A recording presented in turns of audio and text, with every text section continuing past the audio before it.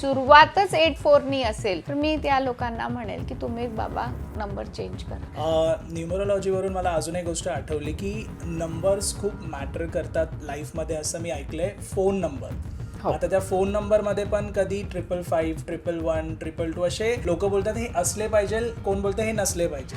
हे काय जरा सांगा. आता मोबाईल नंबर बद्दल आताच का सुरू झालं, आधी नव्हतं. का नव्हतं? कारण मोबाईल नंबर नव्हते इतके. आधी घरामध्ये एक लँडलाईनच होता, सगळेजण तिथेच यूज करत होते. हे बघा, तुमच्या माझ्याजवळ बाकी काही असू दे किंवा नसू दे, मोबाईल हा हातात असतो.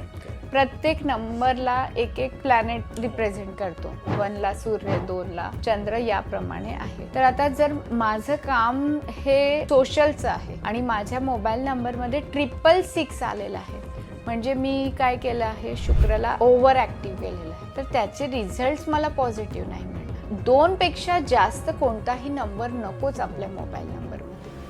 तुमच्या मोबाईल नंबरची टोटल पण ही तुमच्या लकी नंबरवर आली तर ही उत्तम, किंवा तुमच्या प्रोफेशननुसार आली. फॉर एक्झाम्पल, तुम्ही बिझनेसमॅन आहात किंवा तुम्ही जॉब पण करणार असाल आणि जॉब तुमचा ॲडमिनिस्ट्रेटिव्ह टाईपचा आहे, तर तुमच्या मोबाईल नंबरची टोटल ही 1 असायला पाहिजे.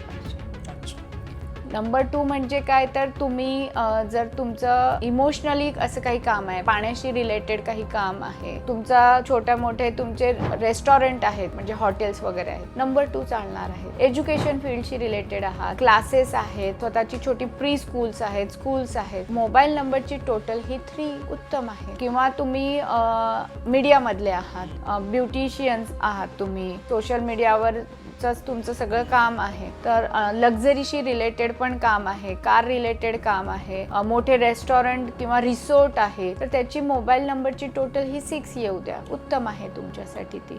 आता 8 स्टार्ट झालाय. 8 म्हणजे काय, तर शनी, म्हणजे सुरुवातच कसून होतीये, म्हणजे तो म्हणेल मेहनत कर तरच दे, नाहीतर देणार नाही. तर असे बरेच काही गोष्टी आहेत की जे आपण बघायला पाहिजे.